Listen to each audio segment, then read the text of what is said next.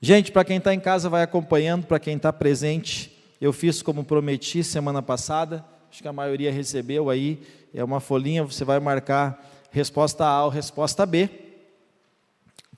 e no final você vai medir a sua vida com Deus, seu comprometimento com Deus, porque está lá no final, ó, quantas respostas A e quantas B. Tá?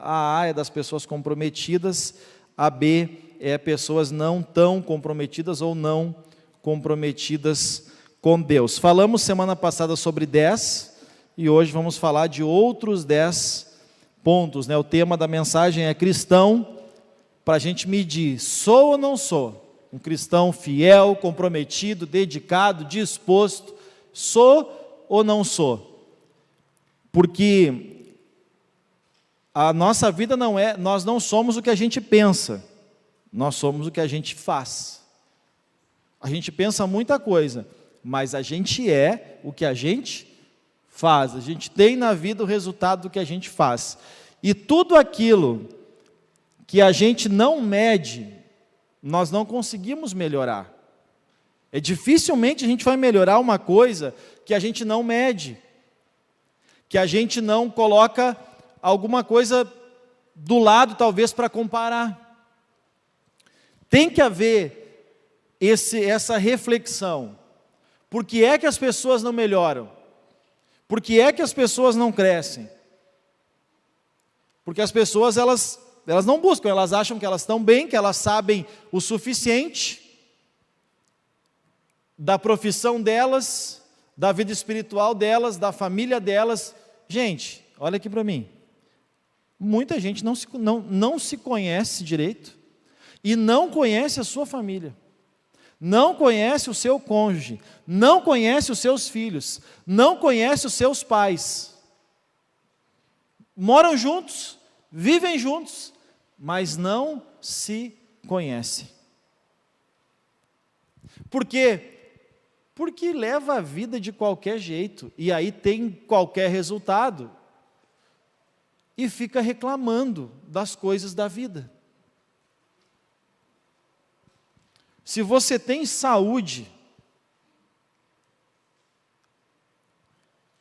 você pode alcançar qualquer coisa na vida. Tudo é possível ao que crer.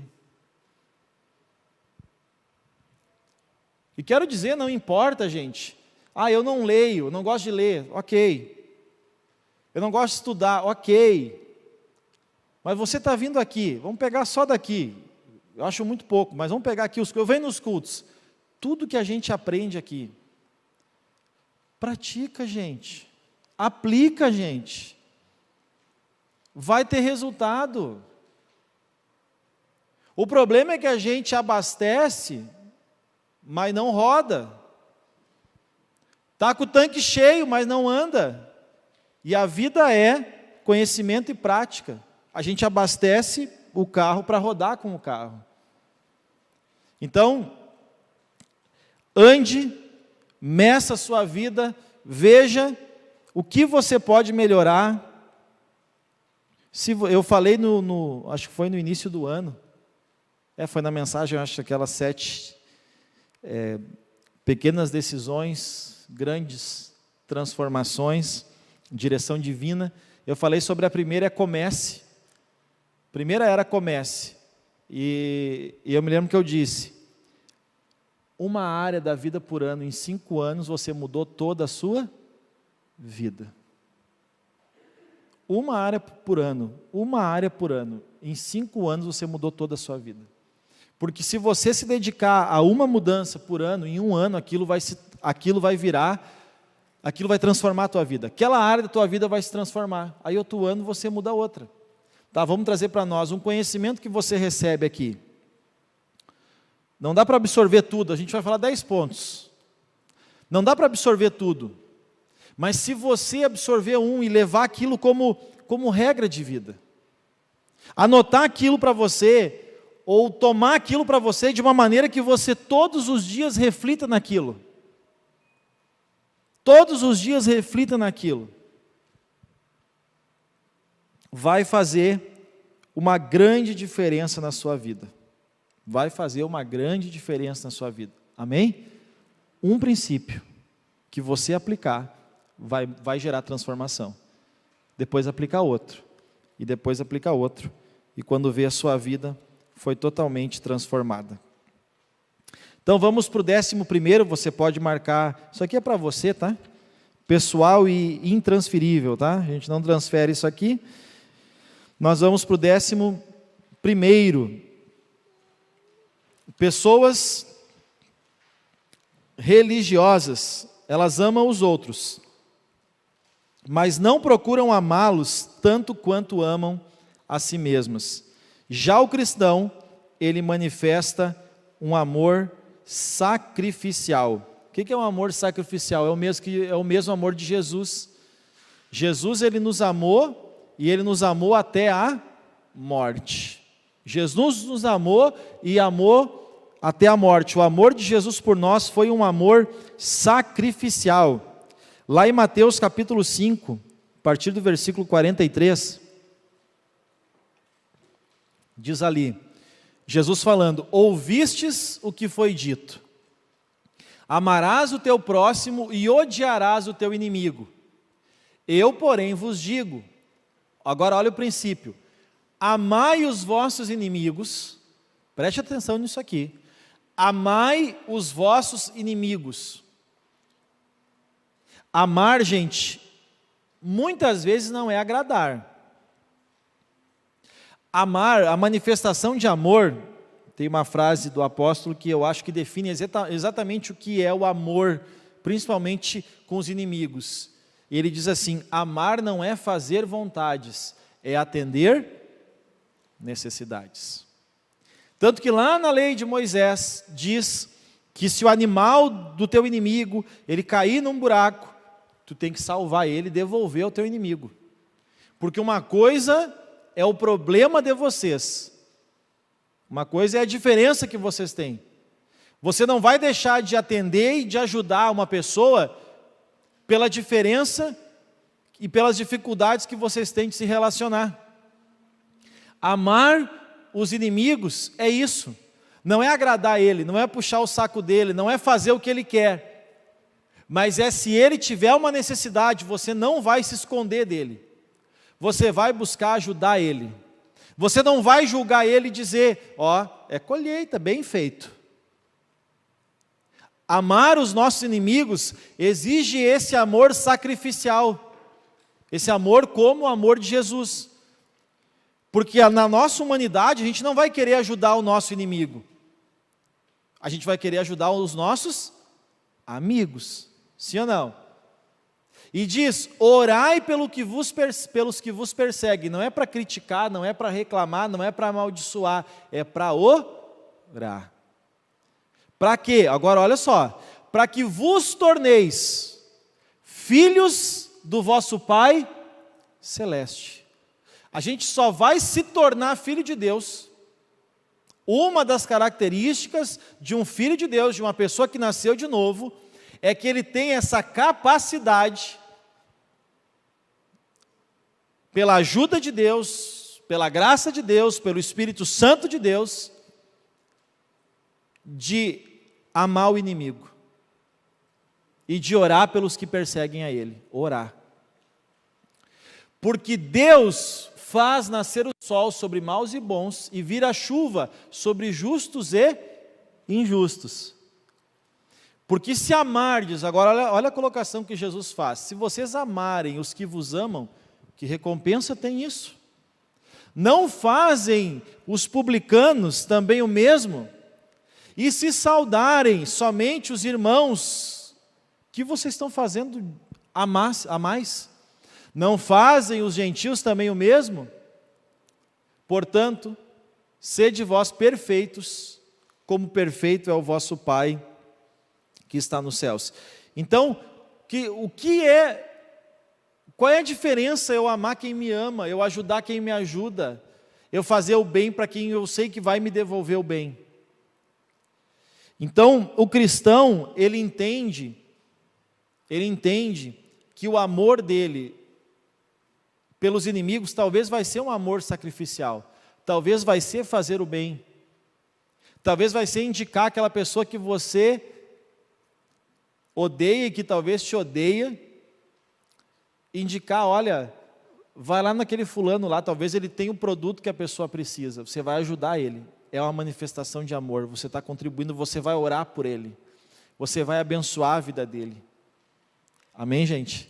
Você não vai amaldiçoar, então você marca ali, você procura amar o próximo como a si, ou você ajuda, assim, dentro das suas possibilidades, ajuda assim, se não tiver outra alternativa, porque Jesus mandou, orientou, e disse que o segundo grande mandamento é amar o próximo como a si mesmo. Então, as pessoas elas amam os que também amam a elas. Elas só amam aquelas pessoas que retribuem o sentimento, familiares, amigos, pessoas que elas conhecem, e não são capazes de amar como Jesus amou. 12º, pessoas religiosas, vou ler como é que está aqui, servem a Deus e aos outros com limites, não ultrapassam determinados limites em termos de tempo, dinheiro e energia que estão dispostos a investir. Já o cristão, ele vai além dos seus limites. Então, as pessoas religiosas, elas até servem, até ajudam, até contribuem, dentro de limites. Lá em Lucas 18, do 21 a 25, que Jesus mandou um jovem deixar tudo e seguir a ele. Aí o jovem, primeiro ele diz, olha, faça isso, isso e isso. E o jovem responde, tudo isso eu tenho observado desde a minha juventude. Ouvindo Jesus, disse-lhe, uma coisa te falta, vende tudo que tens, dá aos pobres e terás um tesouro nos céus. Depois vem e me segue. Mas ouvindo ele essas palavras, ficou muito triste, porque ele era riquíssimo. E Jesus, vendo assim triste, disse, quão dificilmente entrarão no reino de Deus os que têm riquezas. Por quê? Porque, pode ser só até ali, porque as pessoas, elas colocam a riqueza, o dinheiro, gente, a vida material ela é uma linha muito fina, porque ela pode se tornar o Deus da tua vida sem você perceber. As tuas conquistas, aquilo que você adquiriu, aquilo que você construiu, pode, sem você perceber, se tornar o Deus da sua vida. Eu conheço muito cristão que o Deus dele é o dinheiro. O dinheiro dita a vida da pessoa, dita o tempo da pessoa, dita o que a pessoa faz e o que ela não faz. Ou seja, o dinheiro ou o material não serve a eles. Eles são servos do material. E esse é o grande problema do dinheiro. Eu fiz por muitos anos, tem orações que eu fiz por muitos anos, e eu acho que eu sou reflexo dessa oração até hoje. Eu li um texto uma vez, está na Bíblia em algum lugar que eu não lembro, mas eu tinha ele no caderno, que eu tinha um caderno de oração antigamente, e até penso em retomar isso, mas não fiz ainda. Um texto que diz assim, Senhor, não me dê demais, para que eu não me esqueça de Ti, e nem de menos, para que eu não envergonhe o Teu nome. Tipo assim, o pastor Cássio prega tanto e é um miserável. Mas também não me dá demais, Deus, para mim talvez não venha a esquecer que tudo que eu tenho vem de Ti, tudo que eu sou vem de Deus. Então, eu acho que a minha vida hoje é reflexo disso, né? Dessa oração que eu orei, porque tem coisas que eu orei durante muitos anos. Tem coisas que eu tenho hoje, que eu orei por muitos anos da minha vida. Mas quando eu fiz essa oração, é porque eu percebi que muitas pessoas, quando materialmente elas crescem, elas automaticamente colocam naquilo a dedicação, naquilo a confiança, naquilo o todo. E foi o que aconteceu com esse homem. E Jesus disse, olha, dificilmente vai entrar no reino de Deus os que têm riqueza. Ele não disse que é um problema ser rico. Ele estava fazendo, aquele jovem, aquele homem, ele não conseguiu seguir uma instrução de Jesus por causa do que ele tinha. E quantas pessoas dizem que não podem servir pelos compromissos que têm? E esses compromissos, na maior parte, na maior esmagadora das vezes, não tem a ver com família. Tem a ver com vida material. Sim ou não? É fato isso que eu estou falando. Então, o material é mais importante do que a vida deles. Eu amo, gente, 2 Coríntios 8, até nem estava no esboço, mas eu coloquei, 2 Coríntios 8, eu amo essa parte aqui, do 1 ao 5. Isso aqui mexe muito comigo. Também irmãos, Paulo está dizendo para essa igreja, né, como se eu dissesse para vocês aqui, gente, deixa eu falar uma coisa para vocês aqui, vocês têm que conhecer a graça de Deus, concedida à igreja, sei lá, ali da Capela de Santana, tem uns irmãos de Capela aí, né, ou lá da Harmonia, sei lá, vocês têm que conhecer a graça daqueles irmãos lá, por quê? Porque no meio de muita prova de tribulação, manifestaram abundância de alegria. Olha os contrastes. Muita tribulação, abundância de alegria. Gente, olha aqui para mim, de novo. Virou um chavão isso aí. Olha para mim aqui. Esse tempo, olha o que teve de gente que não tinha nada, e não estava vindo nos cultos, não tinha nada. Não era um grupo de risco, e daí gente do grupo de risco louco para vir e a gente não deixava. Esse tempo vai demonstrar a importância que Deus tem na tua vida. E se vier esse tempo difícil de novo, mais uma vez você vai ser provado. Nós seremos provados. A importância de Deus na nossa vida. Se a igreja fechar de novo, que a sua casa seja uma extensão da igreja. Amém? Reúne todo mundo lá. Pega a Bíblia, pega caderno, pega caneta, foca. Amém? Recebe, louva junto com a gente. Recebe a palavra lá na tua casa mesmo. Mas tire esse tempo para Deus. Amém? Não faz de qualquer jeito. Não faz de qualquer jeito. Se o diabo te tirar da igreja, transforma a tua casa num santuário de Deus. Amém?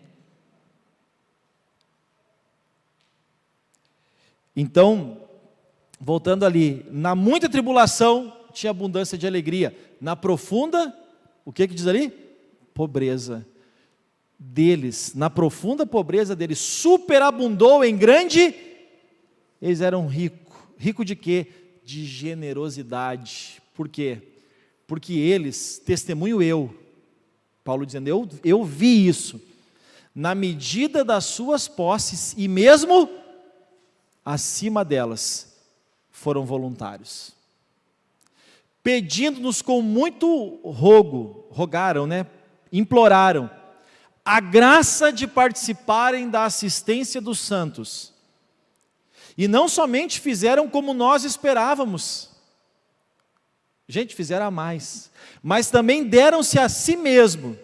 Primeiro, tudo que a gente faz tem que ser primeiro a Deus, primeiro ao Senhor, e depois a nós, pela vontade de...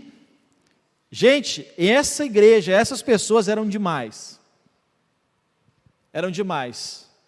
porque da pobreza tiraram riqueza, clamaram poder ajudar e contribuir com as pessoas, ou seja, foram além dos seus limites, a disposição deles de ajudar, porque eles deram a si mesmos, quer dizer, não só financeiramente, também, está escrito ali, que financeiramente, eles não tendo, eles contribuíram, de alguma maneira eles ajudaram, mas eles a si mesmos.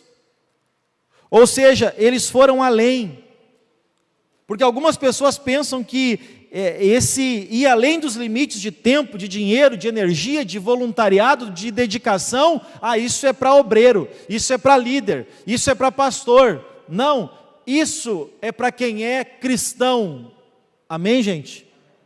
Isso é para quem é cristão, e além dos limites, e além das necessidades, e além daquilo que está na sua mão, na sua alçada. Vai além, faz a mais. Muitas pessoas se perguntam como é que eu posso crescer, melhorar. Gente, faz a mais. Como é que eu posso restaurar minha família? Faz a mais, deixa o teu ego de lado, o teu orgulho de lado, faz a mais.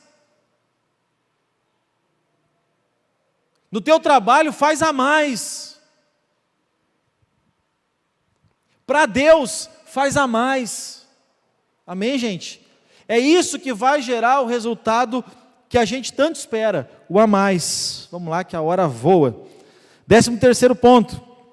Pessoas religiosas pensam na vida terrena com muito mais frequência do que na vida eterna. Já o cristão pensa o oposto. Pessoas religiosas pensam mais na vida terrena. E eu teve gente que já falou para mim assim, eu já ouvi isso aqui, para de falar de morrer. Quem é que disse que eu vou morrer? Cristão morre? Ou segundo Jesus passa da morte para a vida? Cristão morre ou passa da morte para a vida?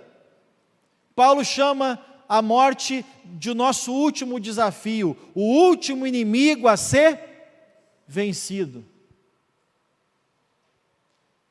A palavra diz, ó morte, onde está, ó morte, a tua vitória? Jesus ressuscitou, e quem está em Cristo vai ressuscitar com Ele. Ou eu ia fazer outra coisa da minha vida, gente, se eu não acreditasse nisso. Eu amo essa vida, mas eu sei que o que Deus tem para nós é melhor do que o melhor que nós temos nessa terra. Amém? Então tenha os pés na terra, mas coloque a tua mente na eternidade. Olha o que o apóstolo Paulo fala aos Filipenses, capítulo 3, versículo 18. Olha o que ele diz aí. Pois muitos andam entre nós, nos quais repetidas vezes eu vos dizia, e agora vos digo chorando, que são inimigos da cruz de Cristo. Observe bem, deixa o 18 ali. Onde é que eles estavam? Entre eles. Pois muitos andam estão aí, mas são inimigos da cruz. São inimigos de Jesus, mas estão entre nós. O destino deles é a perdição. O Deus deles é o ventre. A glória deles é a sua infâmia, visto que só se preocupam com as coisas. Gente, foca aqui nesse texto. Ele é importante. O destino deles é perdição. O Deus deles é o ventre, o estômago, ou seja, é o corpo. Se ele estiver bem alimentado, o ventre aqui é o estômago, é a barriga. Se estiver comendo bem, é bem esse, Paulo está dizendo o seguinte, o Deus deles é o corpo. Se tiver tudo bem com o corpo, está tudo bom. Se orgulham do que é vergonhoso, a glória deles está na sua infâmia. Sabe aquelas coisas que só de ouvir o cristão fica com vergonha? Às vezes eu fico com vergonha de coisas que eu ouço, porque eu sei que aquilo é o quê? Aquilo é vergonhoso. Aquilo não faz parte, aquilo não agrada a Deus. A glória deles, então, é a vergonha, é uma vergonha para Deus. O que eles se gloriam.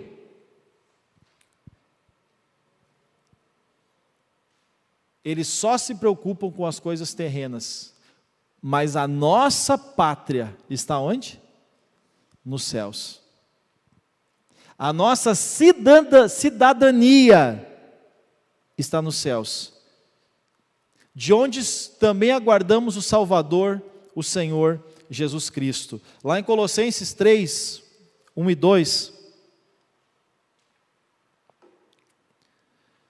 aqui Paulo diz para essa igreja: portanto, se fostes ressuscitados juntamente com Cristo, fazer o quê? Buscai as coisas lá as coisas do céu, onde Cristo vive assentado à direita de Deus. Agora olha só: pensai nas coisas que são lá e não nas que são aqui Gente, as pessoas que mais fizeram grandes obras nessa terra foram as pessoas que mais pensaram nas coisas do céu. As pessoas que mais fizeram nessa terra foram as que mais pensaram nas coisas do céu, que entendiam que isso aqui é só uma peregrinação, é só uma passagem, mas o que Deus preparou para nós realmente está lá. É incrível o cristão não se preocupar com a salvação daqueles que eles amam. É incrível os pais não se preocuparem com a salvação dos seus filhos. Entregar os filhos para o mundo. É incrível, gente, porque dizem que amam, mas não se preocupam com a eternidade. As pessoas dizem que se amam, mas não se preocupam com a sua eternidade. Pensam muito mais, ou só pensam nas coisas da terra. Não pensam nas coisas que são do céu. Deixa eu dar aqui uma dica, um conselho, uma instrução. Por que é bom pela manhã? É bom pela manhã a gente ter um tempo de oração, ter um tempo de palavra. Por que isso é fundamental? Porque isso nos tira do terreno, da vida terrena, nos desliga das coisas desse mundo e nos leva a buscar as coisas que são de cima, as coisas que são do alto. E daí quando o dia acontecer, e quando as coisas do dia acontecerem, a nossa mente, como foi a primeira coisa que a gente colocou para dentro de nós hoje, é as coisas espirituais. Quando a gente estiver enfrentando os desafios do dia, a gente vai estar ligado que aquilo que está acontecendo, que aquilo que vier a acontecer, e até para tomar as decisões, a gente vai tomar uma decisão mais assertiva, mais aprovada por Deus. Por quê? Porque a gente está preocupado com as coisas que são de cima. Tem gente que para fazer uma venda, mente muito. Por quê? Porque ele não está preocupado com as coisas que são de cima. Está preocupado em fazer uma venda. Teu destino é perdição. Nota aí. Está mais preocupado com o resultado do que com a vontade de Deus. Tem muita gente. Agora, eu duvido que a pessoa que sair de casa na presença de Deus,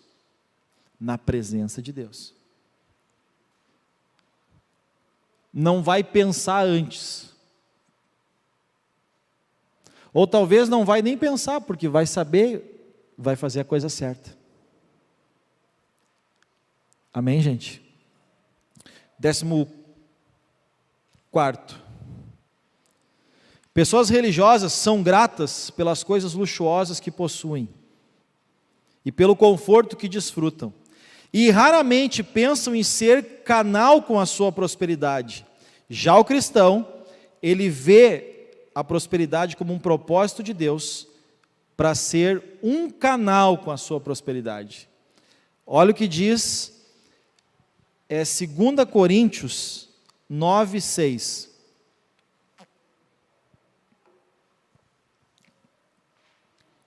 Eu vos afirmo, aquele que semeia pouco, pouco também ceifará. Mas o que semeia com fartura, com abundância também colherá. Cada um contribua segundo o tiver proposto no seu coração, não com tristeza ou por necessidade, porque Deus ama a quem dá com alegria. Deus pode, observe bem aqui, Deus pode fazer-vos abundar em toda graça, a fim de que, observe bem, tendo sempre, em tudo, ampla suficiência, Deus pode fazer pessoas serem muito abençoadas, Deus pode dar essa graça, mas a fim de que tenham sempre em tudo ampla suficiência, para que superabundeis em toda boa. Quer dizer, Deus me abençoa, para que as minhas boas obras, elas sejam maiores ainda. Bota o 9. Como está escrito, distribuiu, deu aos pobres, a sua justiça permanece para sempre.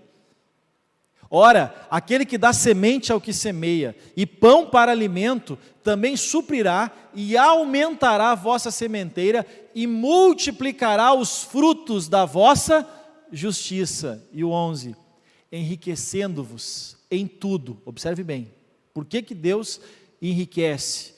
Por que Deus dá esse dom, essa graça, essa bênção?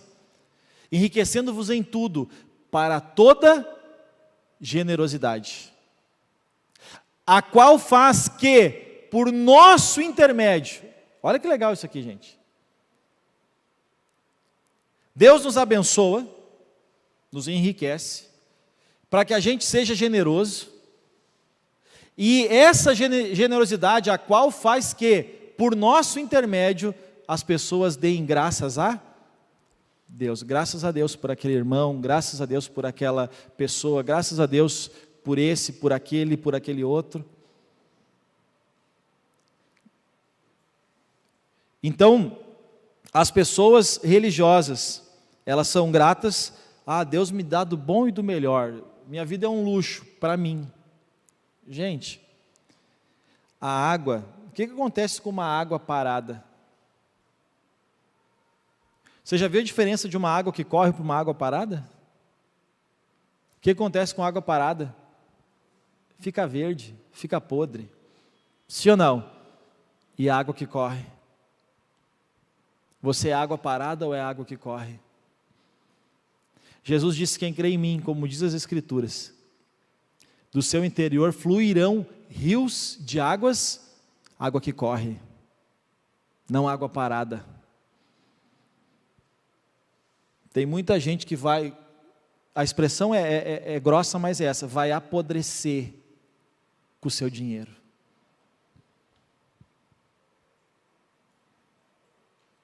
E acha que é de Deus. Não, porque Deus não é contra dinheiro, não é mesmo.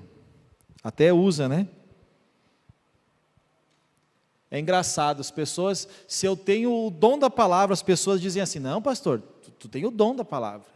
Você sabe que eu não gosto de atender, mas atendo, tá? Também não precisa ter medo de mim. Eu não vou incomodar o pastor. Me incomoda, azar é meu, não é teu.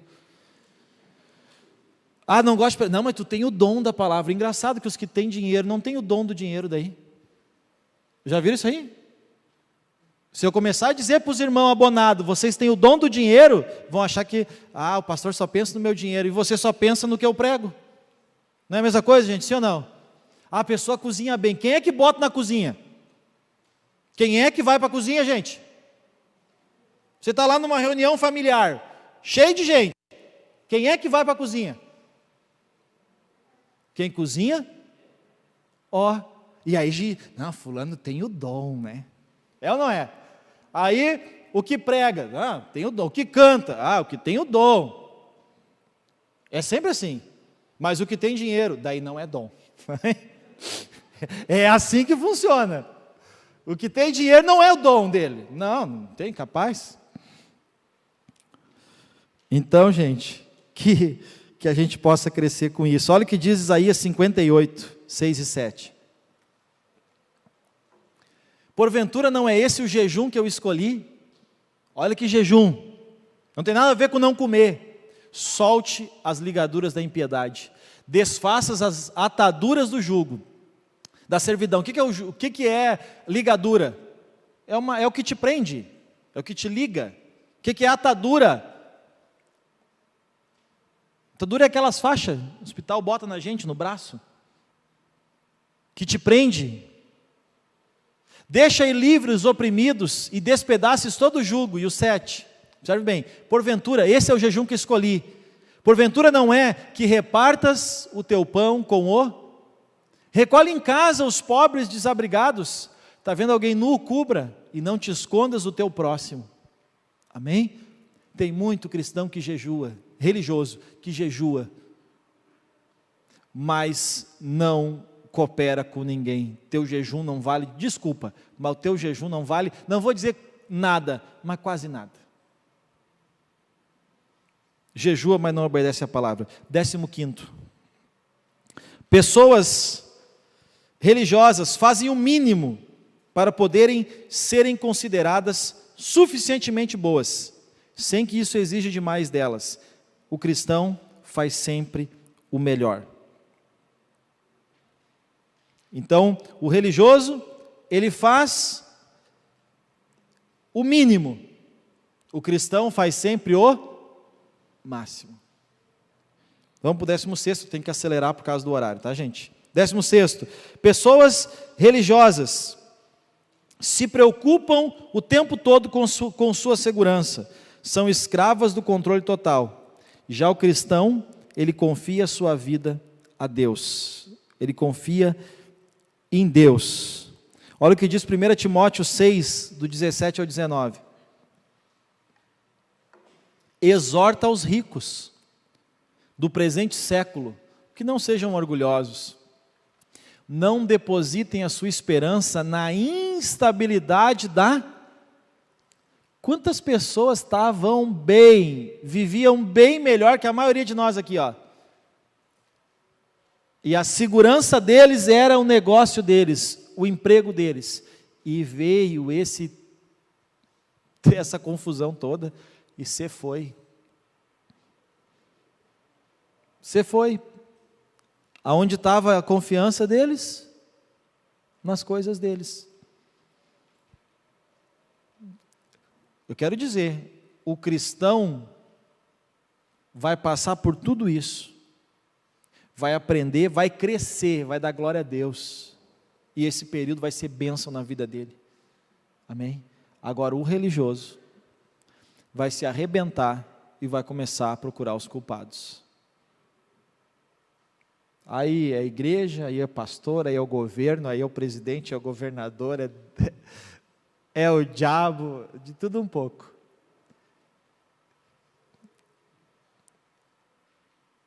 Que essa situação nos leve a nos posicionar. Tem gente aqui e aí, na sua casa. Escute isso aqui. O que é que você sabe que precisa fazer e não está fazendo?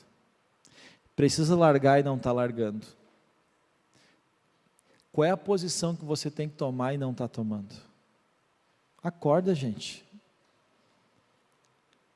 Paulo diz aos Gálatas 6 e 7, que com Deus não se brinca.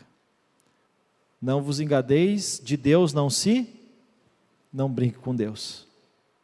Amém? Você que está em casa, não brinque com Deus. Você que está aqui, não brinque com Deus. Volta lá para Timóteo.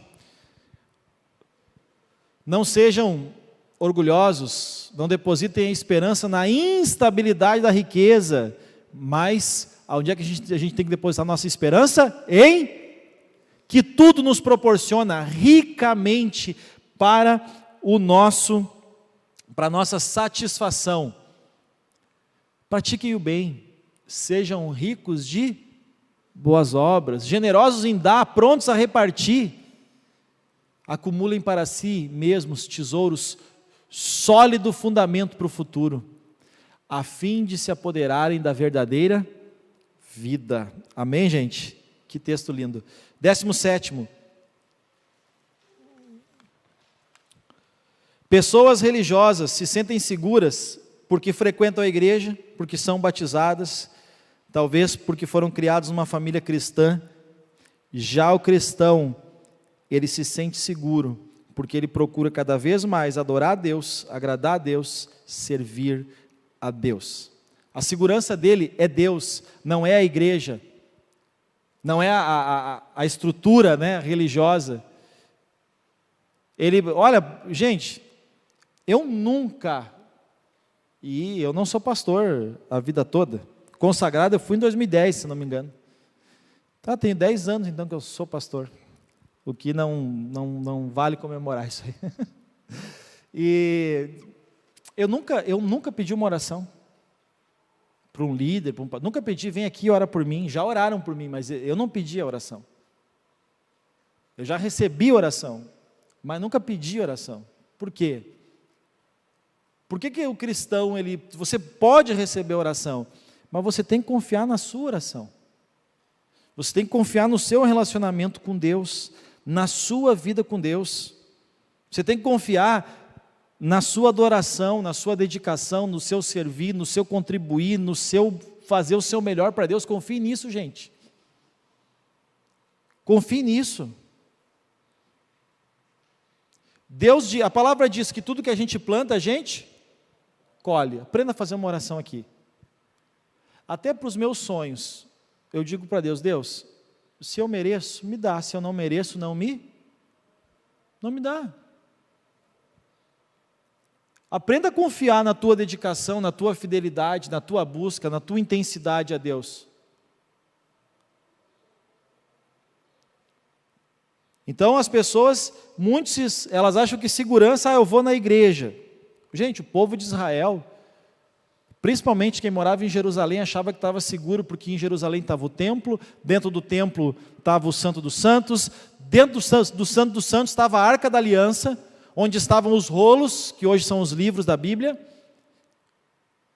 e a arca simbolizava a presença e eles achavam, não, nunca vai acontecer nada comigo, porque eu estou em Jerusalém, eu sou filho de Deus, e olha tudo o que aconteceu com o povo de Israel na história. Por quê? Porque eram religiosos, se sentiam seguros por alguns fatores, mas já não adoravam a Deus de coração, não buscavam mais agradar a Deus, não serviam a Deus como poderiam, não cumpriam a palavra de Deus, e aí vem os resultados. Mateus 7:21, que diz lá, nem todo o que me diz Senhor, Senhor, entrará no reino dos céus, mas aquele que faz a vontade do meu Pai que está nos céus. Então não adianta chamar Deus de Senhor, e Ele não ser o Senhor da tua vida. 18º, pessoas religiosas não vivem pela fé, a vida delas é estruturada de uma maneira que nunca tenham que viver por fé, já o cristão vive pela fé. Eu não estou dizendo que a gente não tem que se organizar, ser uma pessoa precavida, não estou dizendo nada disso, até porque esse tempo provou que a gente tem que ser organizado financeiramente, que a gente tem que ter um fundo de reserva, que a gente tem que gerir melhor a nossa vida, amém? Amém, gente? Agora, mesmo assim, não há segurança nessa vida, ninguém é dono aqui da vida. Jesus disse para aquele cara que plantou, colheu muito, fez celeiros, e disse, a partir de agora eu vou viver de renda. Jesus disse, louco, porque amanhã podem te pedir a tua alma, e o que tu vai ter para oferecer? Teus celeiros?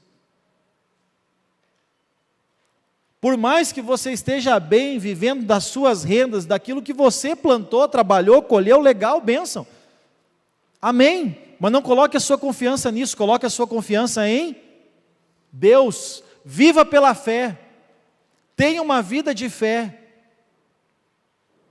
tenha uma vida de fé. Tua vida está tranquila, então assume um desafio. Assume um desafio. Eu não preciso mais trabalhar, então assuma um desafio. Não para você ganhar mais dinheiro, mas para você ajudar mais pessoas. Amém? Vá abrir uma ONG, sei lá, uma instituição que possa contribuir, que possa ajudar. Quero dizer, se Deus me prosperar mais do que eu pedi, eu já sei o que eu vou fazer. Eu já sei o que eu vou fazer, porque eu sei que eu estou nessa vida para contribuir com pessoas. Mas se Deus te prosperar, para que é? Para que é se Deus te prosperar? para você ter essa vida luxuosa que a gente falou aí no 14º ponto? Por quê? Porque daí que o seu propósito te faça a viver por fé, mesmo que você tenha uma segurança financeira. Use essa segurança financeira para cumprir um propósito, para ser bênção, para ajudar pessoas. Amém? 19. Pessoas religiosas não conseguem ver o agir de Deus, a bênção de Deus e a transformação na mente e na vida de pessoas como algo divino. Já o cristão vê o que Deus tem feito, olha para as virtudes. Tem gente que não consegue ver. Olha aqui, olha para mim aqui de novo. Você não me conhece. O pessoal de Portão não me conhece, de Novo Hamburgo conhece pouco, muito pouco.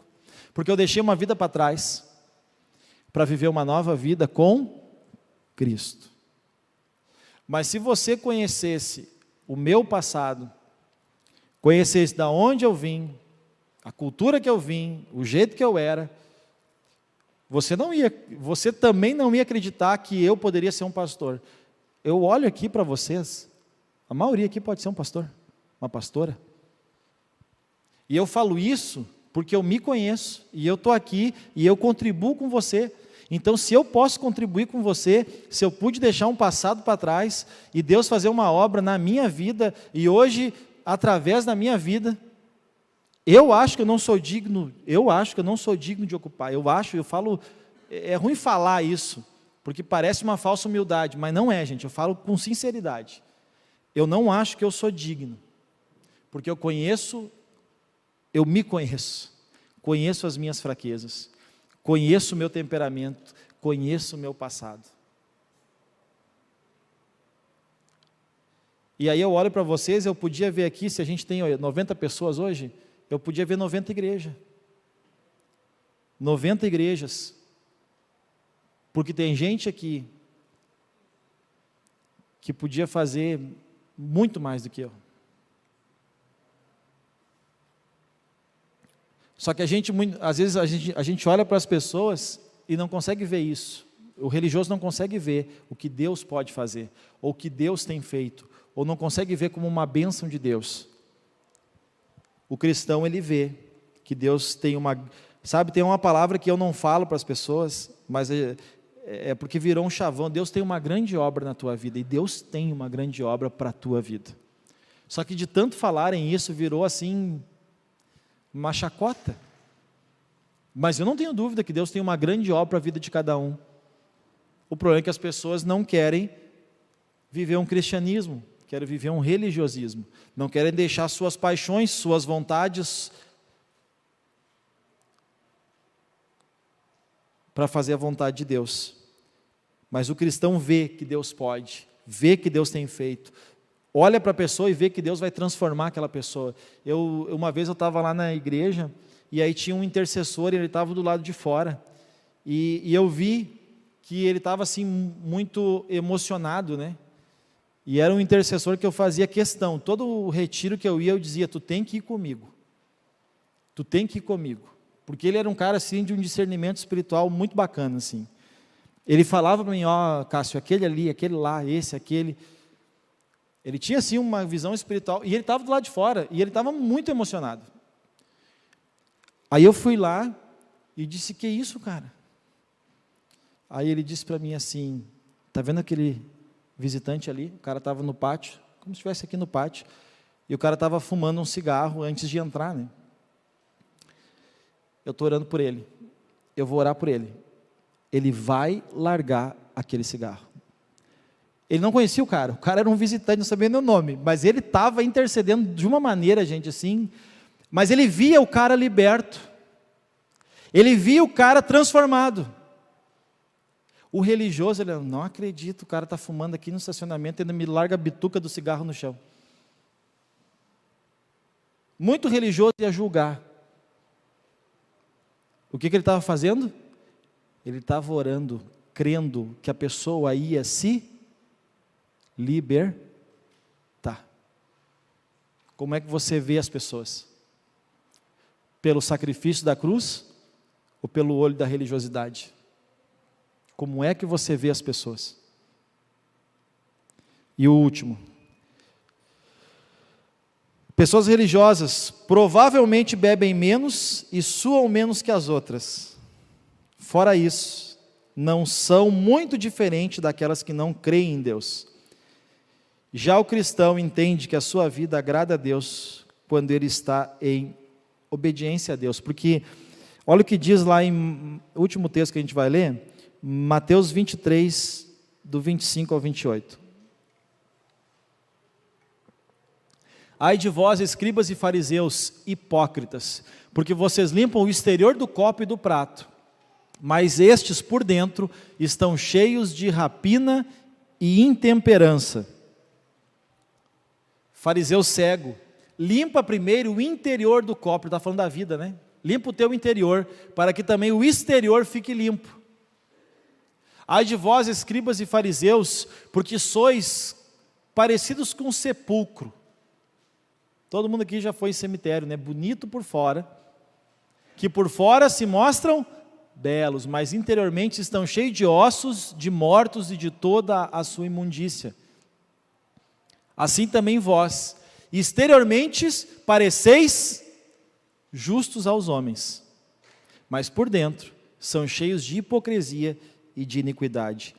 O cristão, ele entende que a vida dele tem que agradar a Deus, e ele tem que estar em obediência a Deus. O cristão de verdade, ele não vive de aparência. O religioso, ele vive de aparência.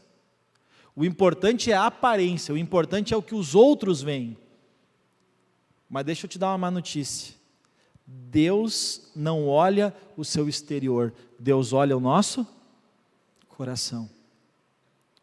Mas como é que você é? Você é um cristão de aparência, ou você é um cristão que interiormente entende que tem que fazer a vontade de Deus? Então aí a gente chega ao 20º. Então, se você não, alguém aqui ou de casa, não pegou, escute as 10 primeiras, semana de domingo passado pela manhã, e hoje você tem as 10 últimas. E aí você marca, você é a opção 1 ou opção 2, A ou B, e aí você calcula. E aí você vai ver, minha régua está para baixo ou minha régua está para cima? Amém? Você não precisa responder isso agora, pode terminar em casa. Vamos nos colocar de pé.